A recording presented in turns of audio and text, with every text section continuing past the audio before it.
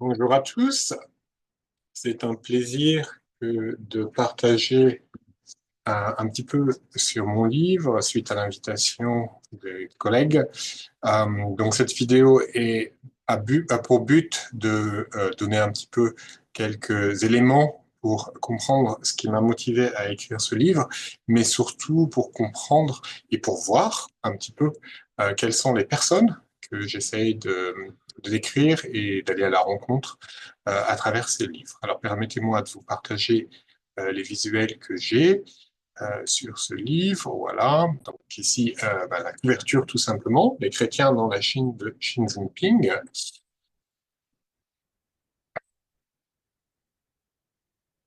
Alors le livre, comme vous le voyez ici, est divisé en 7 chapitres. Chaque chapitre est lié à un petit territoire spécifique de Chine, Nanping. Le premier chapitre est quasiment un chapitre géographique, de géographie, où on étudie en détail où sont les bâtiments chrétiens et les signes visibles du christianisme dans ce district.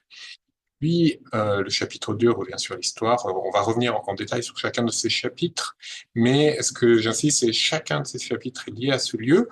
Tous commencent dans ce petit district, puis élargissent le champ, excepté le dernier chapitre qui commence sur les grandes questions de géopolitique et revient et passe par Nanping. Mais cette structure est là pour insister que parler du christianisme en Chine, c'est d'abord de parler des gens bien précis, de situations concrètes qui ne sont pas toutes les mêmes, et les Chinois chrétiens ne sont pas tous les mêmes non plus. Donc le but de l'ouvrage est vraiment d'enraciner une rencontre avec des figures, des situations, des contextes, des histoires particulières, différentes. Voilà. Donc, comme je le disais, l'ouvrage part d'un petit district que vous voyez, un petit territoire dans le sud de la Chine, le district de Nanping, qui est dans la province du Fujian, donc pas très loin de Taïwan, vous voyez. Et, euh, et voilà, donc je circule en Chine depuis les années 2003, d'abord Hong Kong, puis un peu plus. Et puis dans les années 2000, début 2010, quand j'ai voulu faire une thèse doctorale en anthropologie, j'ai visité une quarantaine de villes en Chine. Et il s'est trouvé que Nanping, les chrétiens protestants de Nanping étaient les plus enthousiastes sur le fait d'avoir un étranger qui vienne vivre avec eux pendant plus d'1 an pour observer ce qui s'y passe. Un nombre d'endroits en Chine, il y avait des hésitations assez fortes. À Nanping, c'était pas le cas. Donc, c'est ce lieu que j'ai choisi. Et donc, depuis 2013, j'y vais quasiment tous les ans et j'y habitais en 2015-2016 pendant 1 an et demi. Donc, l'ouvrage est vraiment basé sur cette décennie de cheminement avec une variété de chrétiens à Nanping. Donc là, c'est des cartes un peu plus détaillées. Vous voyez la Chine, vous voyez le nord du Fujian à droite, en gris foncé, et puis vous voyez le petit district de Nanping au centre. Parce que, en effet, tout le premier chapitre de l'ouvrage s'ingénue à vraiment situer le propos. Où sommes-nous en Chine? Voilà. Toute la Chine n'est pas la même. Tout comme en France, on sait très bien qu'entre Lyon et Bordeaux, eh ben, on est dans des dynamiques différentes. C'est quand même pas tout à fait pareil. Pareil avec Lille ou Paris. Donc, si on veut aller parler des chrétiens en Chine ou du christianisme en Chine, on ferait bien d'être précis sur de quoi on parle et de qui on parle et où. Voilà, donc je fais vraiment un zoom et puis le livre part voilà, de petits villages et fait une remontée en détail. On part de la grande capitale, on monte par la mer un peu, hein, tout simplement. Alors je fais quasiment une remontée via le fleuve parce que ça a été la situation pendant très longtemps où les flux de circulation étaient via le fleuve, la rivière Nîmes que vous voyez en blanc ici. Et je remonte, donc le territoire s'ouvre euh, via la bourgade de Jianghu, on va voir des photos un peu plus tard, et je remonte tout entier jusqu'à Xiaiyang, au nord-ouest du territoire. Donc c'est un territoire un peu oblique, orienté, et puis la ville de Nanping est au centre. Euh, voilà, et, euh, et ce territoire, eh ben, il a une histoire, il est structuré. Par contre, oui, pardon, en haut de l'écran, il y a une photo du train, un train rapide, le TGV chinois, parce que ce train-là a été inauguré pendant que j'étais à Nanping en 14 ou 15, je sais plus si, bon, en tout cas, je me rappelle très bien, aller à Nanping en bus quand il n'y avait pas de train, et puis aller à Nanping en train, où les tickets de train maintenant coûtent moins cher que le bus, et au lieu de 3h30 depuis la capitale, Fuzhou, la province, eh bien, c'est 45 minutes. Donc ça change vraiment tout, et c'est loin d'être un petit territoire simplement reculé au rural, pas du tout. C'était un carrefour pendant des siècles, parce que c'était un haut lieu de production du thé et d'autres céramiques et autres choses de haute valeur ajoutée pour la Chine. Et aujourd'hui, ben, voilà, c'est une ville qui est représentative de ce qui se passe en Chine ou ce qui passe par la Chine. Et tout ce qui se passe en Chine passe par Nanping. Donc c'est aussi sur ce présupposé que le livre est construit, que ben, Nanping, c'est un lieu particulier parmi d'autres, mais peut-être pas un lieu si inutile pour comprendre la Chine et puis pour comprendre surtout les chrétiens en Chine. Voilà, donc dans ce parcours, je commence par une toute petite bourgade, je vous disais, au sud-est du territoire, qui était la porte d'entrée historique de ce territoire. Et ben voilà, il faudra lire le livre. Je présente où sont les églises. Donc vous avez une carte là à gauche avec des triangles noirs où sont les trois églises chrétiennes. Il y a quatre, pardon.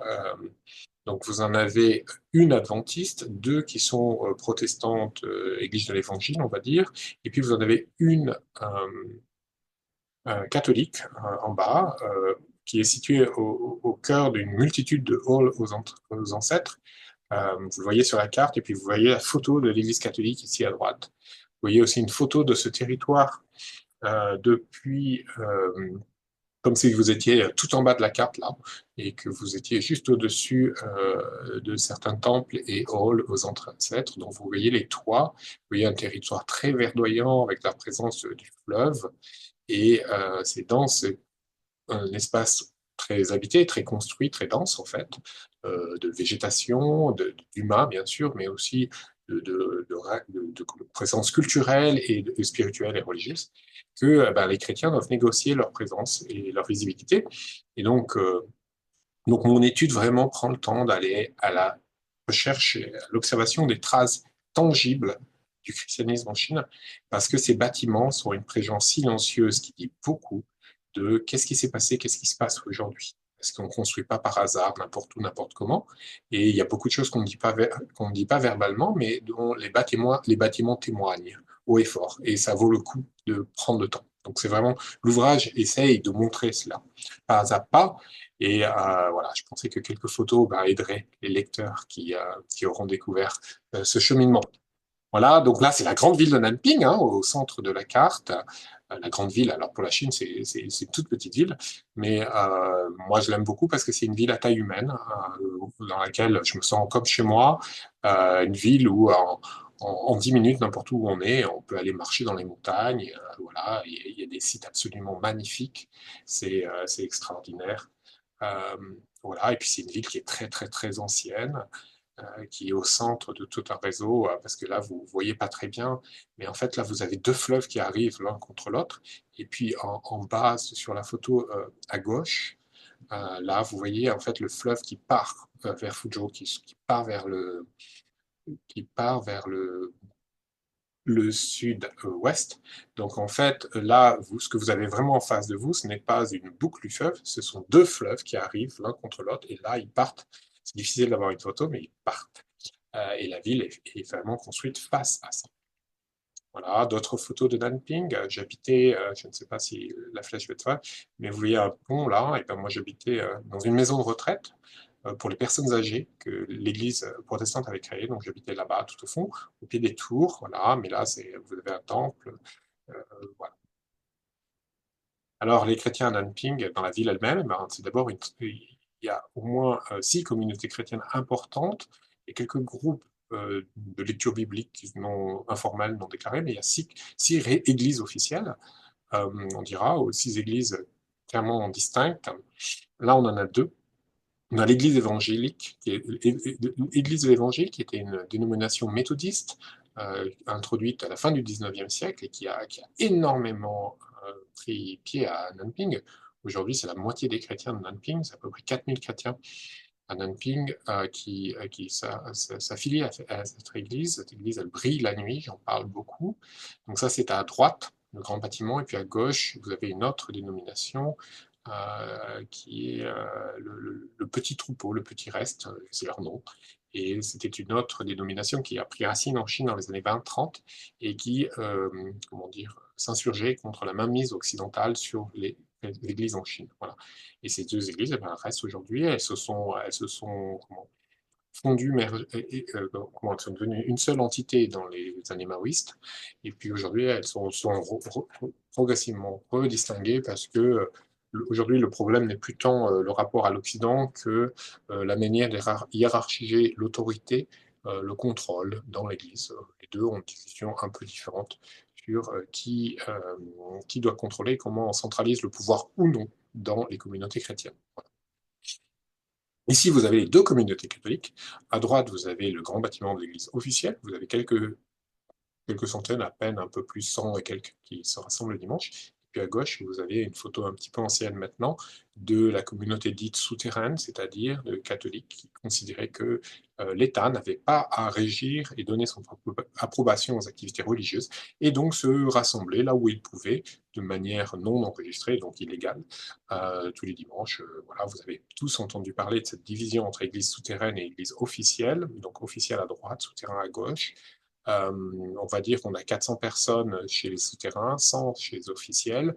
La situation a beaucoup évolué aujourd'hui, mais c'était une situation tendue et compliquée pour des multitudes de raisons interpersonnelles, historiques, de clans familiaux, et que le rapport à l'État et au Parti communiste était loin d'être le facteur clé pour tout comprendre. Voilà. Mais pour comprendre ces nuances, ben, il faut passer du temps à Nanping et il faut parler la langue et rester avec les gens. Voilà, et pas non plus dire sans laisser compter trop ou se réduire un petit peu vite au discours tout fait que même en Chine on écoute assez facilement. Voilà, ici deux autres communautés chrétiennes. À droite, les adventistes, toute petite église.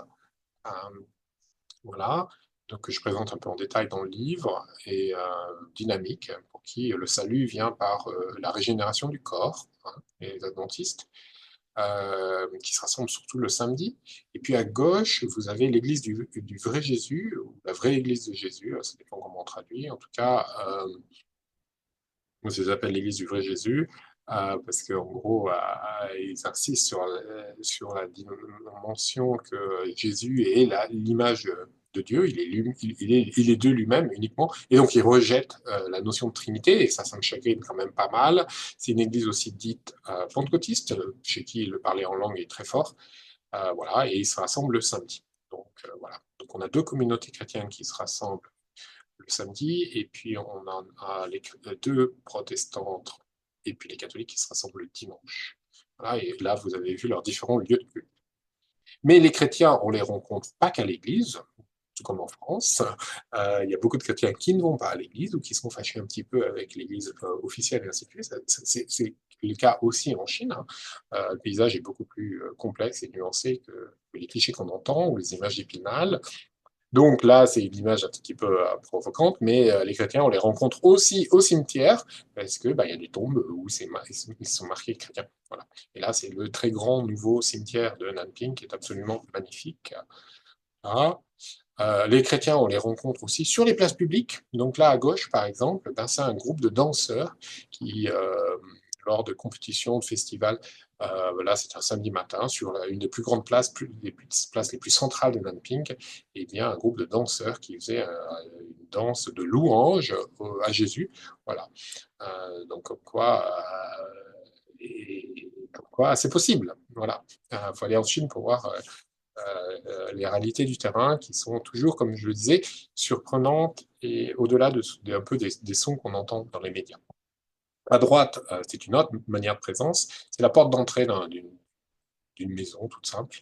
Et bah, si vous regardez bien, vous voyez bien qu'il y a un poster avec une grande croix rouge sur le mur de l'entrée, la place principale. Bah, ça, c'est assez typique en Chine que l'affiliation religieuse est indiquée de manière plus ou moins subtile, mais des fois de façon très très nette, vraiment sur la devanture de la porte. Et donc, il y a mille et un codes pour lire la présence du christianisme en Chine, et ça prend du temps à les apprendre.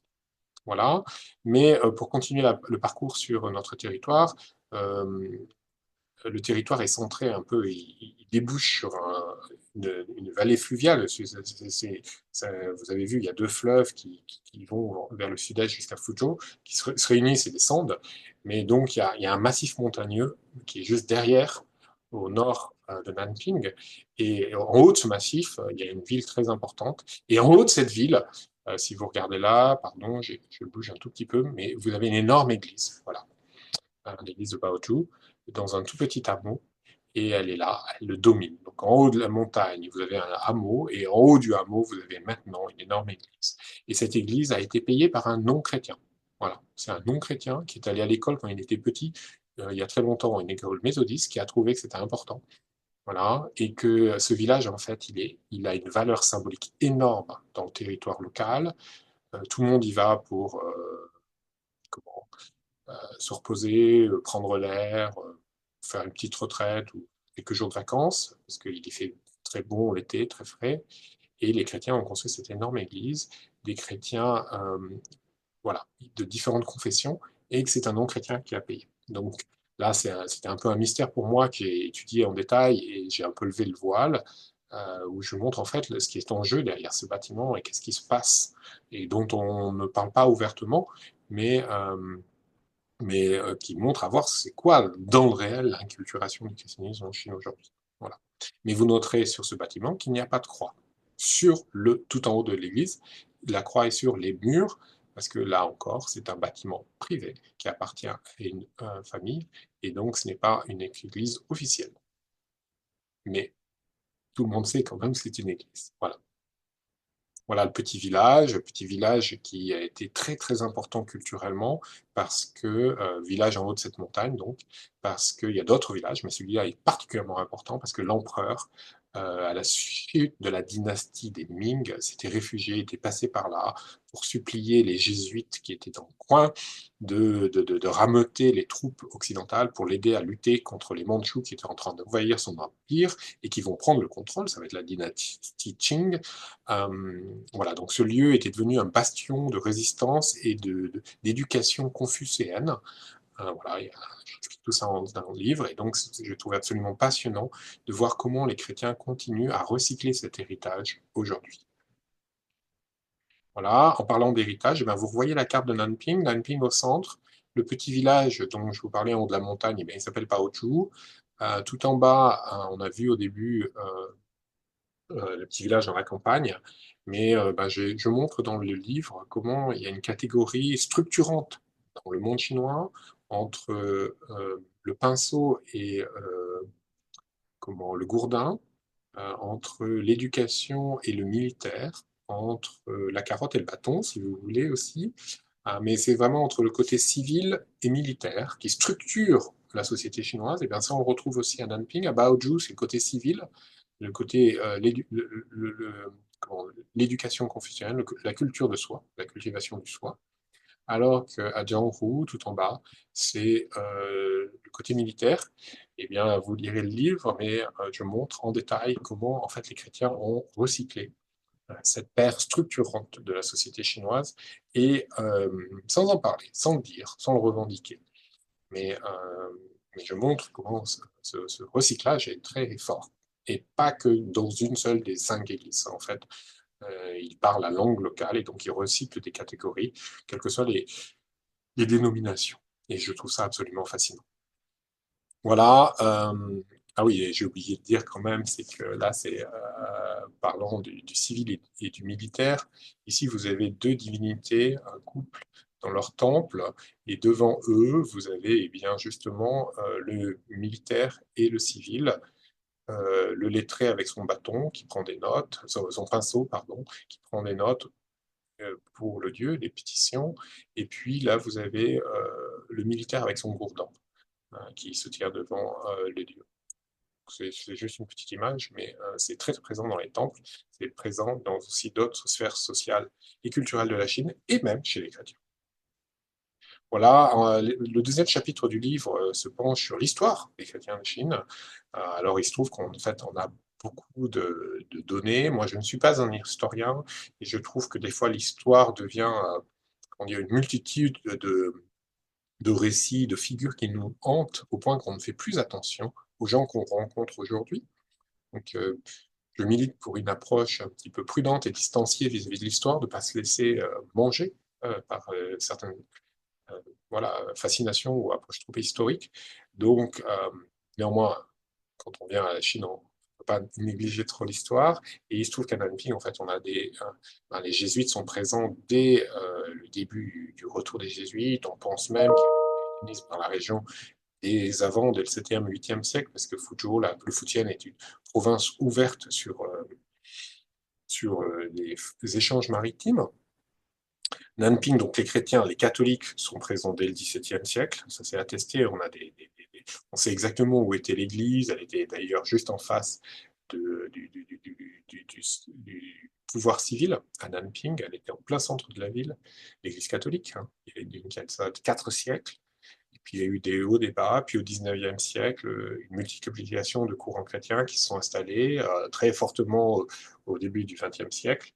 Et, euh, et ça a créé beaucoup de photos, de documentaires. Les méthodistes ont vraiment donné énormément de détails de ce qui se passait à Nanping dans les années 20 notamment, avant la grande crise financière américaine qui a coupé les vivres et qui fait que beaucoup de missionnaires sont repartis.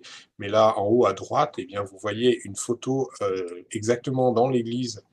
Donc, vous avez vu les photos des luminaires au début, là, la grande église de l'Évangile, et photo de Noël en 1923. C'est marqué Fuintang, donc c'est l'église de l'Évangile. Voilà. Donc, quand on retrouve ça dans les archives de l'université Yale, eh bien, moi, ça me fait toucher au cœur quand même, parce que voilà, c'était Noël il y a un siècle dans cette petite église. Euh, voilà. Ici, une vidéo assez détaillée des années 90, hein, 1990, où là encore, on voit l'église locale qui se reconnecte avec les américains, les langues chinoises. 南平市位于中国福建省的北部山区，它的历史文化悠久。1800多年前，南平就成为福建历史上最早建县之一。南平是山城。On présente la ville, hein, 200 000 habitants, blabla. On présente son histoire, on présente les missionnaires historiques, Nathan Site. 公共卫生站及面向大众的基。 Voilà, hein, je vous passe les détails parce qu'on va passer. 活动直至1966年文化大革命才被迫停止。Les chrétiens n'avaient rien demandé. La grande église, c'est plein centre, plein en face d'un pont. 1980年12月21日，南平福音堂正式重新。 Voilà, et là c'est le pasteur. Alors voilà, il y a plein de petites églises dans les villages accolées à cette grande église de l'Évangile, hein, le réseau méthodiste, l'ancien réseau méthodiste. Et puis là, le pasteur en chef qui est toujours vivant. Elle aussi d'ailleurs, on va la voir tout à l'heure. Regardez-la bien. On va la voir 20 ans plus tard danser. Les pasteurs en chef. Voilà. L'église pleine. Pasteur Sun. Un homme lourd, léger,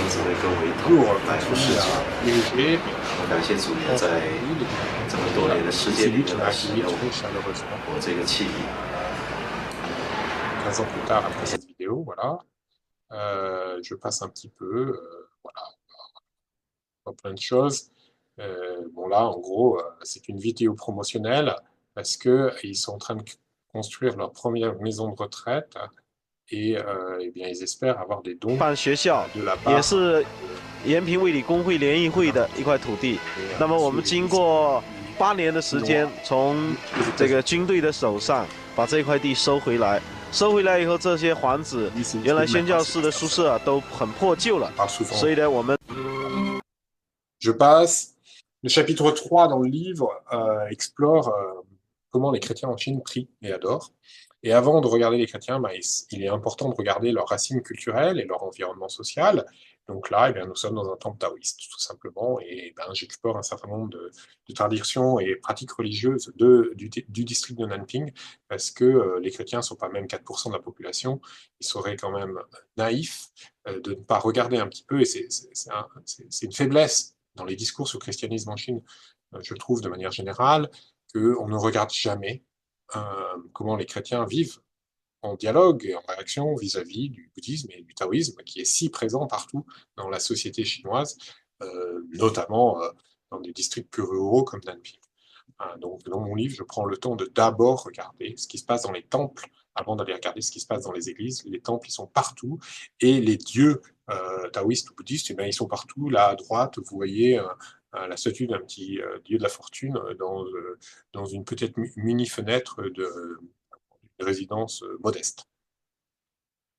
Là, c'est un grand temple bouddhiste dont je parle en détail. C'est le temple où l'homme avec un cancer s'est réfugié dans les années 80 et il n'est pas mort malgré les prédictions et il a reconstruit ce temple. Donc c'est ce temple-là qui est absolument magnifique, énorme et dans lequel j'ai passé pas mal de temps, voilà, parce que c'est un laïc qui en prend soin aujourd'hui et il y a quelques mois maintenant qui viennent y habiter. Voilà, mais après bouddhisme et taoïsme, il faut quand même regarder les chrétiens. Là, c'est la chorale de l'église de l'Évangile. Vous voyez, c'est impressionnant. Là, c'est le culte de Thanksgiving en novembre. Là, vous ne pouvez pas vous rendre compte, mais quand je montre ça à des prêtres catholiques à Taïwan, ils sautent, ou même beaucoup de protestants chinois, ils sautent de surprise parce qu'ils sont là, mais on dirait un culte païen. Il y a des offrandes de fruits, de légumes et autres, d'huile, de sacs de riz, ainsi de suite. Qu'est-ce que c'est que ça? Et vous voyez même un poisson ici, la verticale, qui a été pêché le matin même et qui est en train de mourir sur l'autel des offrandes, voilà.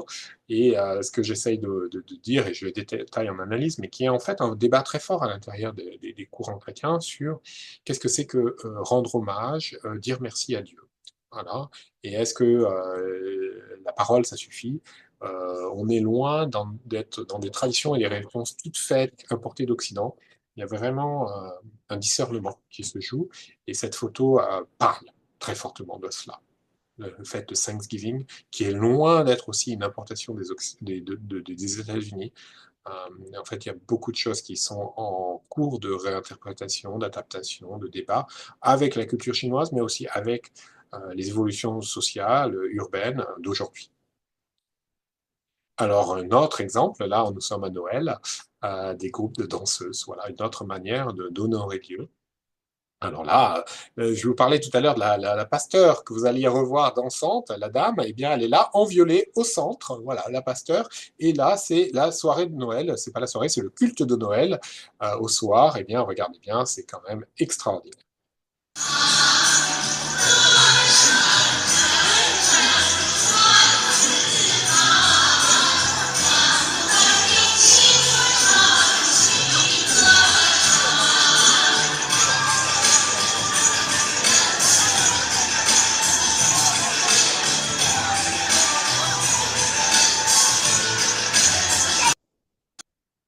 Voilà, si vous n'en avez pas assez, je vous donne un deuxième exemple, mais pour souligner quand même la mobilisation, le temps, les efforts, la créativité que les chrétiens chinois mettent dans leur pratique religieuse. On est loin de simplement d'aller à l'église le dimanche.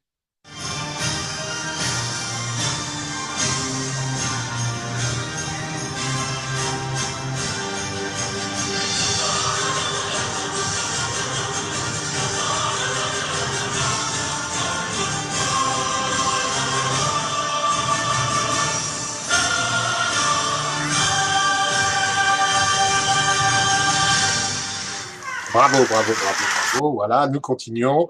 Ici, c'est le culte de l'Église du vrai Jésus. Alors là, c'est tout autre chose. J'ai pas mis de vidéo, mais c'est du parler en langue. Et quand on n'est pas habitué, qu'on vient de son Auvergne, comme moi-même, hein, j'ai grandi pas très loin de Clermont-Ferrand, à la campagne, le culte pentecôtiste en Chine, des fois, il peut un petit peu surprendre. Et en même temps, il dit des choses très intéressantes.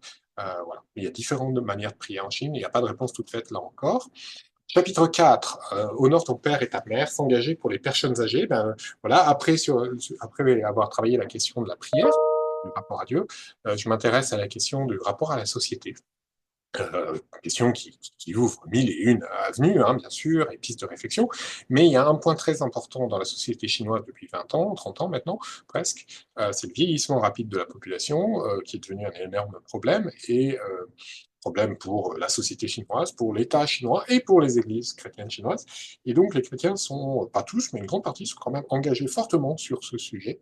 Et il s'est trouvé que l'État a trouvé que c'était une très bonne idée que ces réseaux chrétiens qui commençaient à avoir des ressources humaines de plus en plus conséquentes et des ressources financières investissent dans ce sujet-là, qui était quand même un peu un fardeau. L'idéologie moderniste de développement était là, bon, les personnes âgées, ça ajoute pas beaucoup de valeur. Donc, si on pouvait refiler le bébé aux chrétiens, ben, ça serait pas mal. Et donc, eh bien, l'Église de l'Évangile a énormément investi dans ce secteur. Aujourd'hui, c'est fini, quasiment fini. Mais pendant 20 ans, 25 ans, c'était une grande aventure que j'ai observée, auquel j'ai participé. Je logeais dans une des maisons de retraite. Voilà, la nouvelle maison de retraite qu'ils ont ouvert en 2014, donc juste avant que j'arrive. Je logeais dans le bâtiment blanc à gauche, ici sur l'écran, avec le personnel pendant 1 an et demi. Donc ça me permettait d'avoir voilà, une vision de l'intérieur de ce qui se passait. Et avec les mains dans le cambouis, c'est le cas de le dire, je parle dans mon livre de la lessiveuse en haut, qui travaillait en haut de ce toit-là pour laver le linge. Et je présente comment son cheminement chrétien fait qu'elle accepte à 60 ans de laver pour un très modeste salaire des draps souillés, des pyjamas tout abîmés, pas tout abîmés, mais tout sales de personnes âgées, voilà, de personnes voilà, qui ont une santé déclinante. Bon, bref, en tout cas, c'est une très belle histoire, cet engagement pour les personnes âgées, qui aussi aide à réfléchir sur le christianisme. Voilà, mais le soin des autres ou l'engagement social, ce n'est pas que les personnes âgées. Là, c'est un autre exemple de groupe de jeunes retraités, ou plutôt de gens de 50, qui ont une cinquantaine d'années, et qui font des groupes de gymnastique chrétienne dans les places publiques à Nanpi, voilà, et ailleurs. Voilà, phénomène très répandu. Et qui aussi déconcerte ou oblige à réfléchir un petit peu au-delà des idées toutes reçues sur le christianisme en Chine. Vous voyez, et là, le son est très mauvais, j'ai pas le son, mais ils sont tous en train de danser sur des hymnes chrétiens. Donc, les passants qui passent par là ont vite compris que oh, bah, c'est un groupe de chrétiens, ça.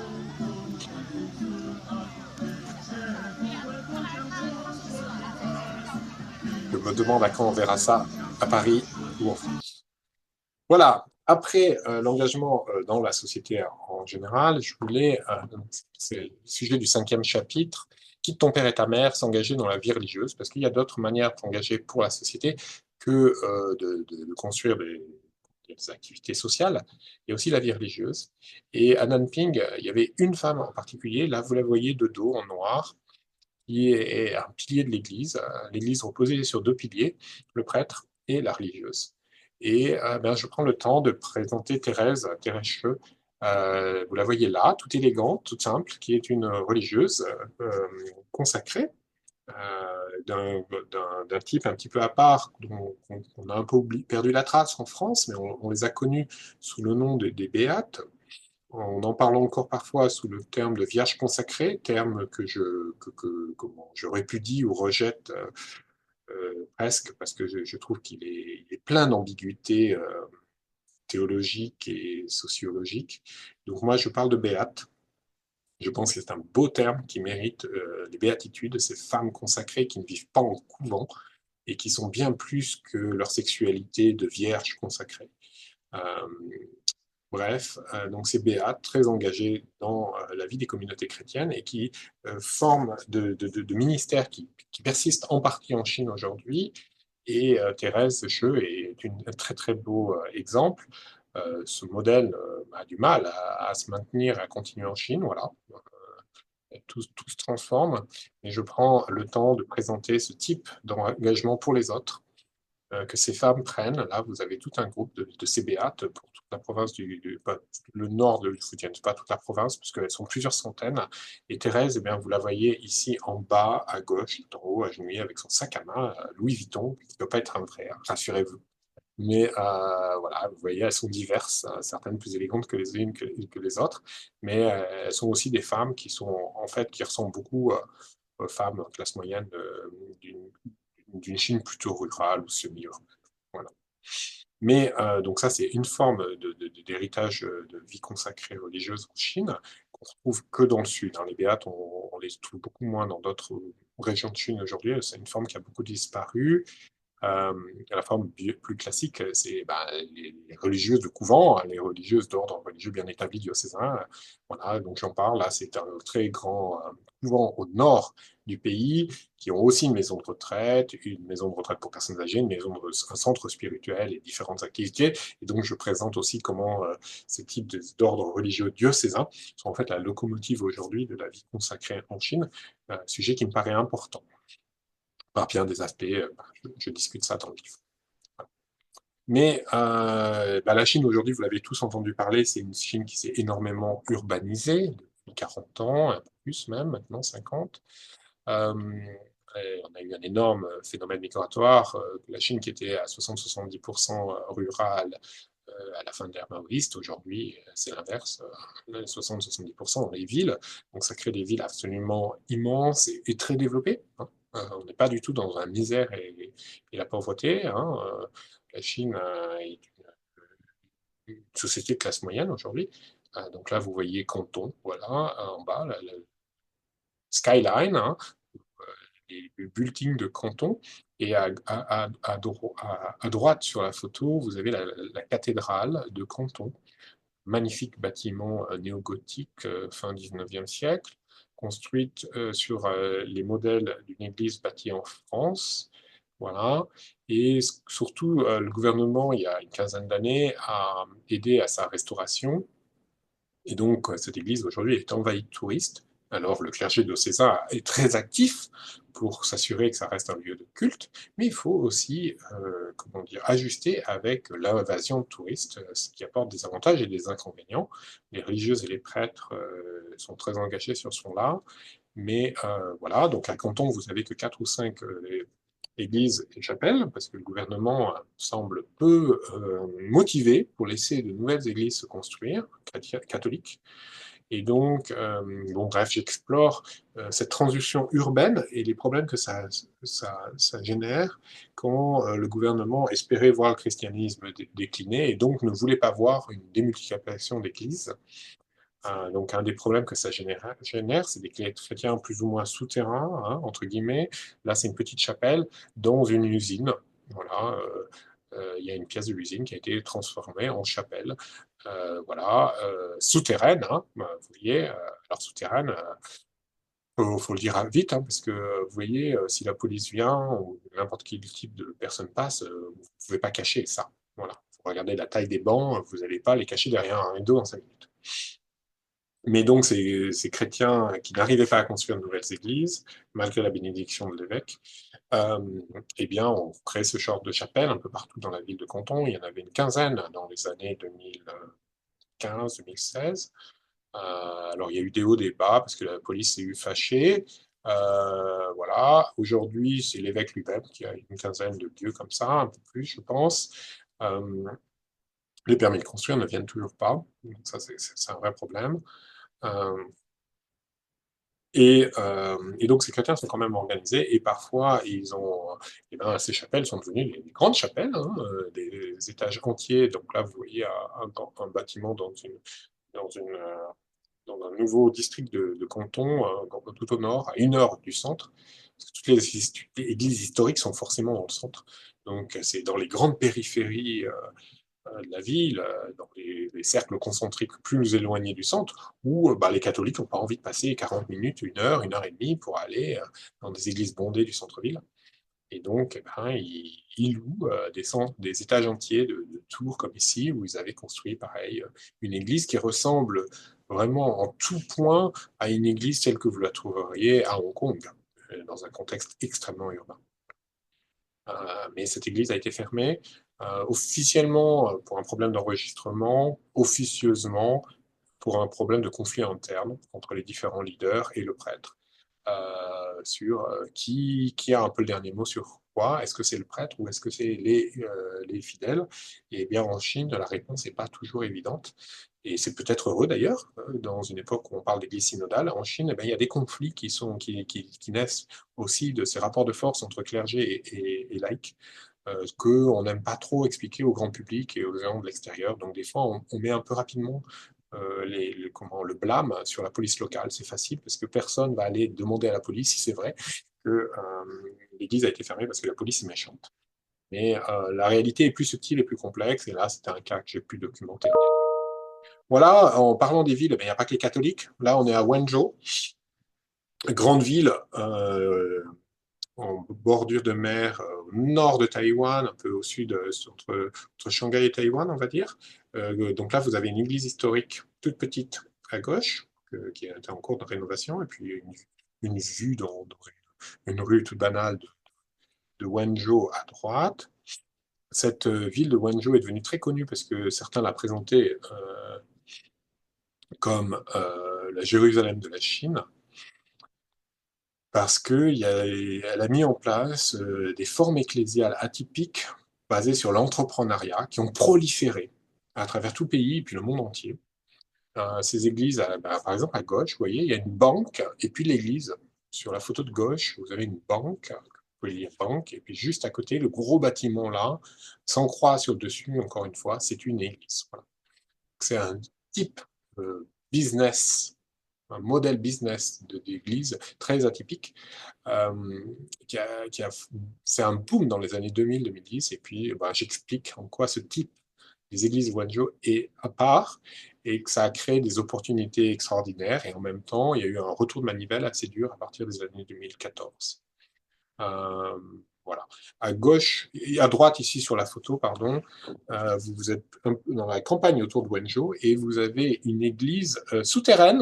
Donc vous voyez l'église avec le toit rouge et la grande croix, elle est soi-disant souterraine, c'est-à-dire non enregistrée auprès des autorités civiles. Et, euh, et c'était en fait un lieu de formation pour produire des missionnaires qui partent à travers toute la Chine. Voilà. Mais là aussi, vous comprenez bien avec une photo pareille que la distinction officielle souterraine est un petit peu plus compliquée que ce qu'on imagine vu de loin. Voilà, mais comme je vous disais, ces modèles ecclésiaux très tournés sur le business et l'entrepreneuriat missionnaire à travers tout le pays, il y a eu des retours de manivelle un petit peu brutaux, pardon. Et ben là, c'est une photo qui le montre très bien. Une des grandes églises de Wenzhou, en ville, euh, avant le coup de massue et après. C'est la même église, mais vous voyez qu'il manque un gros morceau, c'est la grande croix rouge qui était typique, très grosse croix rouge en haut des églises de Wenzhou, qui était un marqueur assez distinctif des églises de Wenzhou, et que ces églises avaient proliféré à travers tout le pays, et le gouvernement a repris les choses en main. Voilà. Donc il n'a pas rasé l'église, mais il a fait un étayage qui était très remarqué. Voilà, donc j'analyse en détail dans le livre. Prenez le temps de lire parce que il y a des problématiques derrière tout ça qui ne se résument pas en deux, trois petites formules bien faites pour faire croire qu'en Chine, tout est blanc ou noir, que les communistes sont que dans la destruction du christianisme. Non, le régime n'est pas contre le christianisme et, euh, et on a besoin d'être un peu plus subtil. Si on s'intéresse à la Chine ou si on s'intéresse tout simplement aux chrétiens, il faut être un petit peu plus subtil dans nos manières d'écouter et de parler des chrétiens en Chine. Voilà. Dernier chapitre du livre, eh bien entendu, on ne peut pas échapper à la question qui passionne les foules et c'est l'arbre qui cache la forêt, les rapports entre Pékin et le Vatican. Alors, eh bien, s'il faut en parler, parlons-en. J'y dédie le dernier chapitre. C'est une longue histoire. Hein. Les premiers contacts entre le Saint-Siège et la puissance chinoise remontent au XIIIe siècle. Donc, c'est pas une affaire qui a commencé avec le régime communiste. C'est une histoire avec ses hauts et ses bas. Et il se trouve que, avec le pape François, on a atteint un réel nouveau développement qui s'est beaucoup amélioré en fait. Et je montre en détail pourquoi l'accord que le pape François est parvenu à obtenir porte du fruit. Alors, on ne va pas sombrer dans une sorte d'idéalisme naïf. Je ne dis pas que tout est parfait en Chine. Bien entendu, il y a des tensions. Mais j'aime bien rappeler aux Français que en France aussi, on n'aime pas beaucoup les écoles musulmanes qui sont hors contrat, financées par l'Iran. Eh bien, en Chine, le régime aussi est très sourcilleux sur des groupes chrétiens, des groupuscules soi-disant chrétiens, parce que aussi on n'est pas toujours sûr de ce que c'est, et financés par les États-Unis, par exemple. Donc oui, le régime a la main lourde, mais il a peut-être des raisons parfois. Ça n'excuse pas tout, hein. Mais je pense que le pape François a vraiment cherché à recadrer le dialogue avec les autorités chinoises pour aller au cœur du problème et prendre un peu de recul quand même sur les grands enjeux civilisationnels et religieux que représente le dialogue entre la Chine et le Vatican. J'analyse tout ça en détail pour insister lourdement que les accords que le Saint-Siège a passés avec la Chine en 2018 sont des accords qui portent du fruit et que la situation s'améliore, alors même que le contexte international, même en Chine, n'est pas porteur. Nous le voyons très bien avec Donald Trump, mais ce n'est pas tout nouveau. Euh, les États-Unis s'engagent dans une lutte féroce contre la Chine et mobilisent ardemment les réseaux chrétiens pour tordre le cou à la puissance montante. Et les chrétiens pourraient se retrouver les dindons de la farce. Donc nous, catholiques, nous, Européens, on a un devoir d'être un petit peu prudents dans nos cadres d'analyse si on, voilà, si on prétend être déjà des personnes rationnelles, si on prétend être des chrétiens ou si on prétend être des Européens capables de faire notre propre jugement. Voilà. Voilà, bon là juste, c'est pas les chrétiens en Chine, la persécution des chrétiens en Chine, on est bombardé en permanence. Il n'y a pas longtemps encore, j'ai été interviewé par RCF sur le cardinal Zen, grande voix de Hong Kong qui parle de la persécution des chrétiens en Chine. Oui, oui, oui. Moi, j'aime bien dire qu'à Hong Kong, il y a 3 cardinaux. Il n'y en a pas qu'un. Et qu'il y a un qui crie très fort, mais il y en a 2 autres qui disent des choses bien différentes. Donc, si on s'intéresse à ce que l'Église dit, eh bien, moi, j'invite à ce qu'on aille écouter les 3 cardinaux et pas simplement celui qui crie très fort. Et celui qui crie très fort, bon, aujourd'hui, il commence à être un peu vieux. C'est un homme qui a beaucoup de qualités et qui était quand même une figure marquante. Mais il ne faut pas non plus oublier que c'est aussi un homme qui crie très fort contre la synodalité, qui crie de plus en plus fort contre le pape François. Donc, il faut quand même repasser un peu tout ça dans un contexte, en gros, et que même si je ne suis pas aveugle vis-à-vis d'un certain nombre de raideurs en Chine, eh bien, on n'est pas dans les catacombes non plus. C'est un pays qui avance énormément et que bah, ça serait bien que la Chine s'est réveillée. J'espère que les Français et les Européens aussi, et pas en rester à des images épinales qui servent les intérêts, en tout cas pas de l'Église. Voilà, donc le but de ce livre, c'est vraiment de montrer comment on est dans une Chine et une Église en construction constamment, et que bah, nous, on a le devoir d'aller, si on s'intéresse, avant de faire des commentaires un peu hâtifs, et ben, prenons le temps d'aller se frotter à des histoires, des situations, des visages bien concrets, pour au moins être capable d'avoir une parole respectueuse vis-à-vis de ces chrétiens en Chine. Voilà, tout simplement, ben, je vous remercie d'avoir visionné cette vidéo, si vous avez eu la patience de la visionner jusque-là. Je vous invite eh bien, à lire le livre, bien entendu, et puis à me laisser des commentaires ou à m'écrire, tout simplement, c'est toujours un plaisir. Je pense que le christianisme en Chine est un réel enjeu stratégique pour les chrétiens, mais aussi pour les affaires de notre planète aujourd'hui. Et, euh, et je serai ravi de poursuivre la conversation. Merci beaucoup.